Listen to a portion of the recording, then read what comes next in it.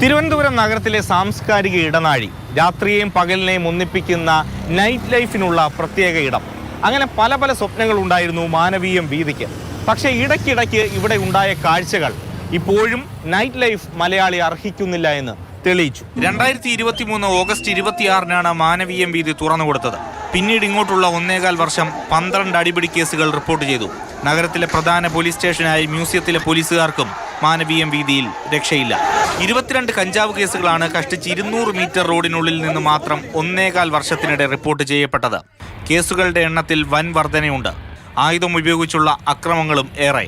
സ്ത്രീകൾക്കെതിരെയുള്ള അതിക്രമവും മാനവീയത്തിന്റെ മാനം കെടുത്തുന്നതാണ്. മത്സരത്തിന്റെ ഭാഗമായിട്ട് എല്ലാ വർഷത്തെയും പോലെ തന്നെ പോലീസിന്റെ പെട്രോളിംഗ് ഉൾപ്പെടെയുള്ള കാര്യങ്ങൾ വളരെ ശക്തമായിട്ട് തന്നെ ഉണ്ടാവും.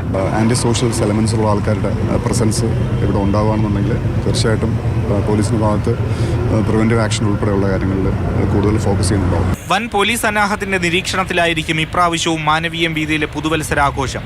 പോലീസ് നിയന്ത്രണമില്ലാത്ത നൈറ്റ് ലൈഫ് എന്ന പുരോഗമന ചിന്തയിലേക്ക് നമുക്കിനിയും എത്തിച്ചേരാനായിട്ടില്ല. മാറേണ്ടത് മാനവീയത്തെത്തുന്ന ചിലരുടെ മാനസികാവസ്ഥയാണ്. അങ്ങനെയെങ്കിൽ മാത്രമേ സ്വയം നിയന്ത്രണമുള്ള രാത്രി ജീവിതം ആസ്വദിക്കാനാകൂ.